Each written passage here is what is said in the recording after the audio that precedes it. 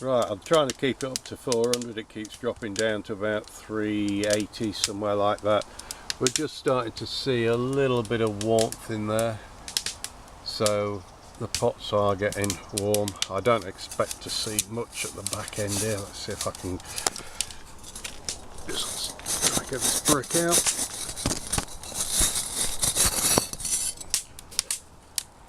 Oh, there's a flame going, there's some cones there.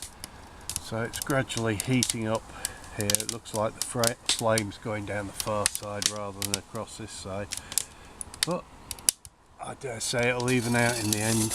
How much wood have I used? Well, we're still, we've eaten a fair amount of wood. Trying to keep the temperature up. I'm feeding from the bottom there, and I'm also feeding from the top. I keep putting 2 in every so often in the top.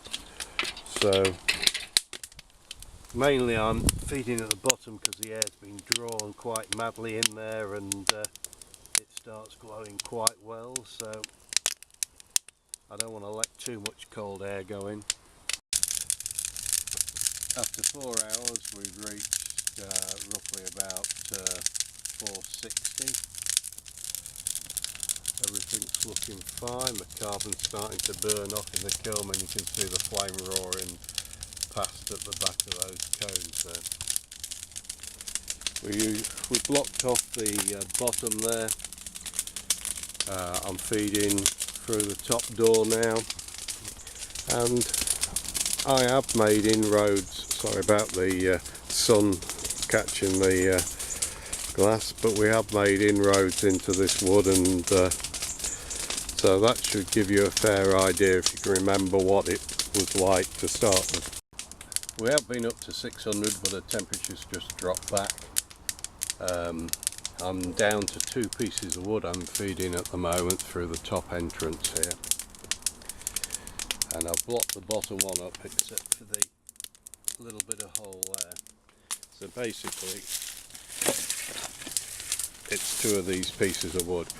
Now that sort of shows you how much inroad I've made to the wood. So it looks like I'll clear all this up and take a bit more wood from the other stack. Right, so basically what I do is 2 pieces of wood, close back, and watch the temperature.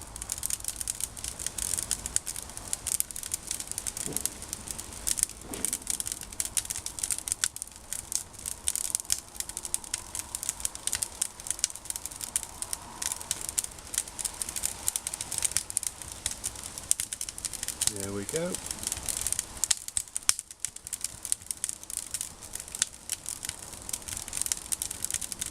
Now I don't know about this temperature gauge, whether it's true. I'm going to have to rely on the cones in the kiln because this seems to be a little bit out, but I'm just watching it as a gauge of what temperature the flame goes up and how quickly it started to drop. Those 2 bits of wood have just taken me up to 600 there.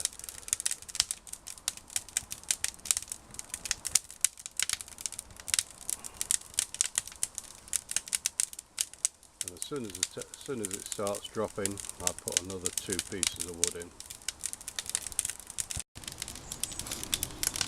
Just a nice little bit of colour. You can see the flame dashing past these cones onto those pots. Right, the temperature is sticking just about 600 or just thereabouts, and that's so I'm having a little bit of trouble as a sort of like a 40-50 degree drop every so often. Everything looks fine. I'm beginning to wonder whether that temperature gauge is right because of the colour in the kiln. Right, I've got down to me bars if needed here. I've used all that wood that was here. I'm just about to dig this out, so I'm going to get a pair of loppers and start on this bit, so we may need about twice as much wood, or maybe a little bit more.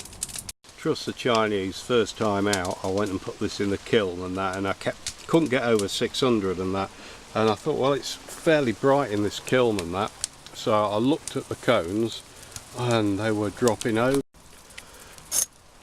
I knew there was something wrong. Look at that, there's the cones dropping over.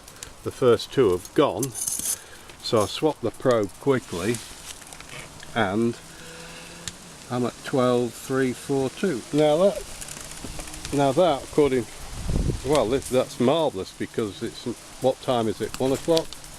About that. Yeah, it's about 1 o'clock, so I've been at this from 7 hours and I'm reaching cone. It's not 1 o'clock, it's just gone 12:30. Oh, just 12:30, and I'm nearly finished. That's amazing, that is. That's 7, 8, 9, 10, 11, 5 hours. And I haven't used all that wood. That's brilliant.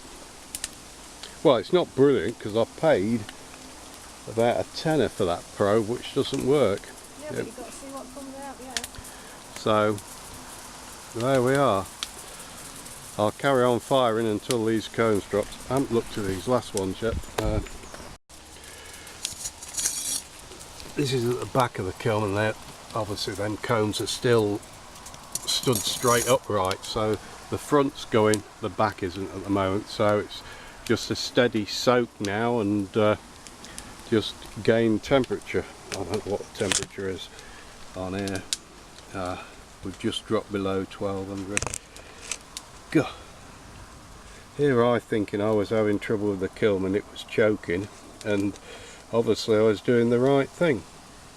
I just dropped a couple of more bits of wood on in the kiln and that, and we're back over 1200 now, so it's basically just keep dropping 2 bits of wood in until those back cones go over.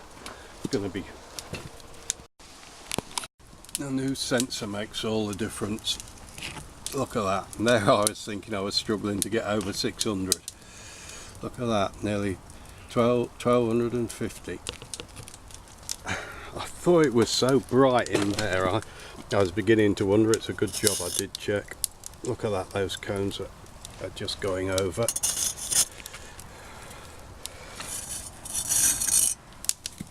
Still no movement at the back.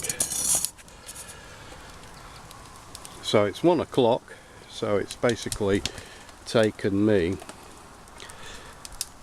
5 hours, is it, to get from 7 o'clock this morning till 1 to get to that temperature. There we are, 1280, and the cones are flat at the front, but I'm just trying to get them to go over at the back. There's one over and the other 3 are just still standing. They might be in a sheltered spot, so. Right, that's it. One firing over and done with. The cones haven't gone down at the back, but they're as flat in the front. But there we are. And how much wood did we use? Well, we used all the wood that was stacked here except that little bit there. So I haven't got a clue how much there is, but you can see the bank slopes, and it was basically quite a few bits of pallets there. I hope that answers people's questions how much wood I use.